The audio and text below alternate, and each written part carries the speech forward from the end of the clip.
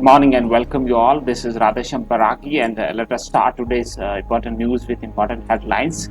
कहे बेताल सुनो विक्रम, हालात ऐसे न होने दे कि हिम्मत हार जाएं, बल्कि इतनी हिम्मत रखे कि हालात हार जाएं। हालात को हराना अपना प्राइम दायित्व होना अति आवश्यक। वही आज के पंचांग में गुरुवार 12 अगस्त 2021 श्रावण शुक्ल पक्ष चतुर्थी तिथि संवत 2078 के साथ में जो सेंसेक्स 54,525.93 पर क्लोज हुआ। डॉलर की कीमत 74 रुपए 44 पैसे दर्ज की गई।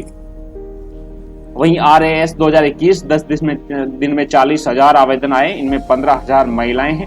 राजस्थान लोक सेवा आयोग द्वारा आयोजित की जाने वाली RAS 2021 के लिए ऑनलाइन आवेदन की प्रक्रिया जारी है।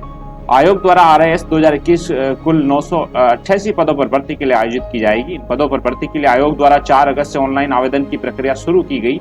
करीब 10 दिन में ही 40,000 अभ्यर्थियों ने आवेदन किए हैं। औसतन 4,000 आवेदन प्रति दिन किए जा रहे हैं। आयोग सूत्रों के मुताबिक इसमें 15,000 से अधिक महिलाएं अभ्यर्थियों के आवेदन आए हैं। पुरुषों की संख्या अधिक है। आयोग द्वारा इन पदों के लिए आवेदन की अंतिम तिथि 2 सितंबर तक तय की गई है। आयोग सचिव शुभम चौधरी ने कहा कि अभ्यर्थी अंतिम तिथि का इंतजार किए बिना जल्द से जल्द आवेदन करें। प्रारंभिक परीक्षा का पाठ्यक्रम वेबसाइट पर जारी किया जा चुका है। इस हिसाब से अभ्यर्थियों को इसकी तैयारी शुरू कर देनी चाहिए।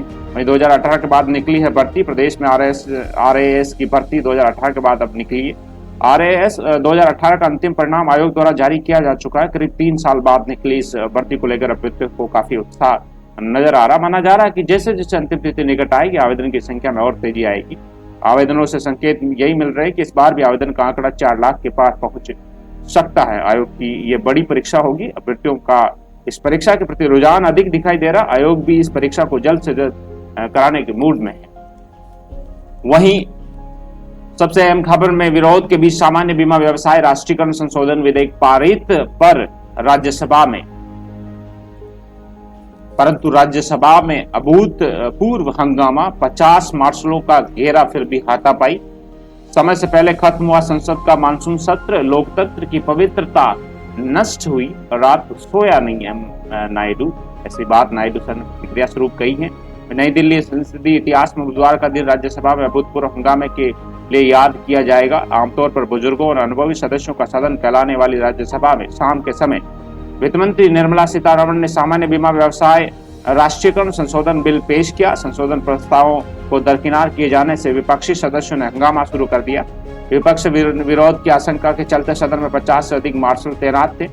चर्चा के बीच मार्शलों का घेरा तोड़ने की कोशिश करते हुए शिवसेना के संजय राउत आगे बढ़े। इसके बाद तृणमूल कांग्रेस की डोला सेन मार्शलों से भिड़ गई। हाथापाई के बीच कांग्रेस की छाया वर्मा ने मार्शलों का घेरा तोड़ दिया। करीब 1.5 घंटे चले हंगामे में कांग्रेस की फूलो देवी नेताम को चोटें भी आई। विपक्ष के कुछ सांसदों ने बिल की कॉपी फाड़ कर चेयर पर फेंक दी। विपक्ष लगातार मांग कर रहा था कि बीमा विधेयक चयन समिति को सौंपा जाए। विपक्ष की मांग को दरकिनार करते हुए बिल ध्वनि मत मंजूर कर दिया गया। संसद का मानसून सत्र हंगामे के कारण 2 दिन पहले ये अनिश्चित काल तक के लिए स्थगित कर दिया गया है। महिला मार्शल का गला दबाया गोयल। वही पहली बार देखा लोकतंत्र पर हमला, पवार ने कहा है। बुधवार सुबह राज्यसभा की कार्रवाई शुरू होते ही सभापति वेंकैया नायडू मंगलवार की घटना का जिक्र करके भावुक हो गए। उन्होंने कहा, एक दिन पहले सदन में लोकतंत्र की पवित्रता नष्ट की गई। इस तकलीफ को बताने के लिए मेरे पास शब्द नहीं है। मैं रात भर सो नहीं सका। दरअसल राज्यसभा में एक दिन पहले टेबल पर चढ़ने जैसी घटना हुई। इसे रोकने के लिए उस सदन में क्रॉस जेंडर सुरक्षा यानी पुरुष सदस्यों को रोकने के लिए महिला और महिला सदस्यों को रोकने के लिए पुरुष सुरक्षा कर्मियों को लगाया गया।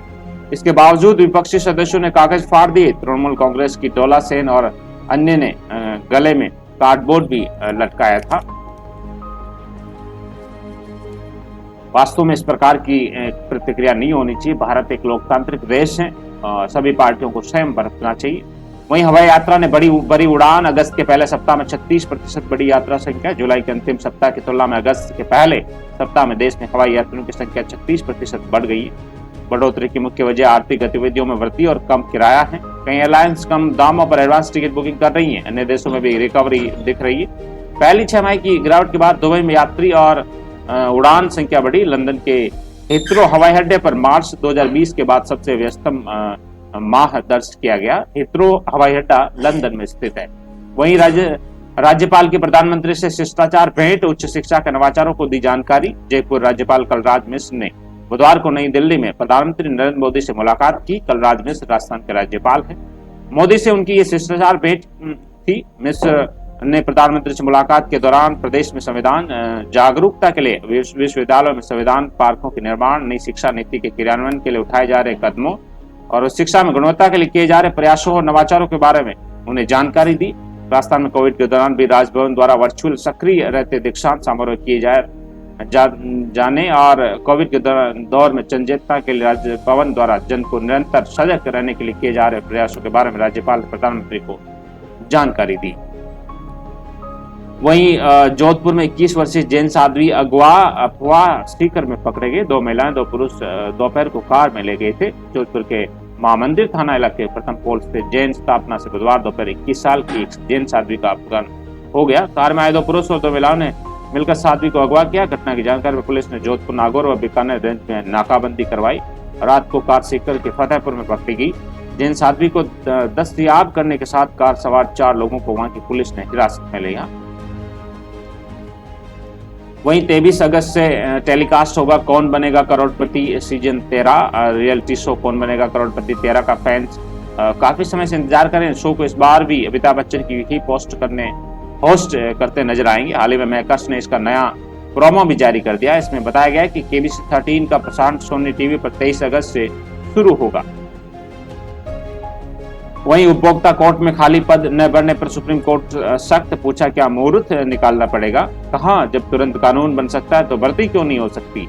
नई दिल्ली और राष्ट्रीय उपभोक्ता आयोग व राज्यों में उपभोक्ता अदालतों में खाली बड़े पदों को न भरने पर सुप्रीम कोर्ट ने गहरी नाराजगी जाहिर की। जस्टिस संजय किशन कौल और ऋषिकेश राय की पीठ ने केंद्र और राज्य को फटकार लगाते हुए कहा क्या खाली पदों को भरने के लिए कोई मुहूर्त निकालना पड़ेगा। लोगों को उम्मीद रहती है कि उनकी शिकायतों का जल्द निपटारा हो। उस उम्मीद से मत डुबाइए, उस उम्मीद को जिंदा रखिए। हम खाली पदों पर नियुक्तियां चाहते हैं। केंद्र व सभी राज्य उपभोक्ता अदालतों में खाली पड़े पदों को 8 सप्ताह के भीतर भरें, ऐसा आदेश दिया गया है। वहीं गुजरात अंबाजी को श्रद्धालु ने अर्पित किया 1 किलो सोना। पालनपुर उत्तर गुजरात में विराजमान अंबाजी शक्तिपीठ में महेंद्र भाई पटेल ने 1 किलोग्राम सोना यानी 48 लाख रुपए अर्पित किया। महेंद्र भाई की ओर से उनके पिता नटवरलाल पटेल ने यह सोना अर्पित किया। महेंद्र भाई अमेरिका में रहते हैं, नहीं आ सकते तो पिता के हाथों चढ़ावा भेजा। वहीं लोकतंत्र की पवित्रता नष्ट, रात सोया नहीं नायडू। 198 घंटे में से 151.12 घंटे का समय बर्बाद हुआ। समय से पहले इस सत्र को खत्म करना पड़ा। वहीं बुधवार सुबह राज्यसभा की कार्रवाई शुरू होती सभापति एम वेंकैया नायडू मंगलवार की घटना का जिक्र करते हुए भावुक हो गए थे। जाहिर सी बात है कि इस तरह का माहौल नहीं पनपना चाहिए। भारत एक समृद्धि की ओर बढ़ता हुआ राष्ट्र है, युवा वर्ग है।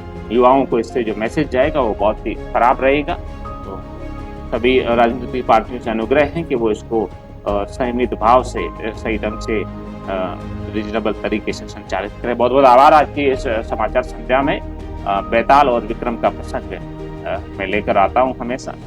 तो thank you so much. Have a nice day.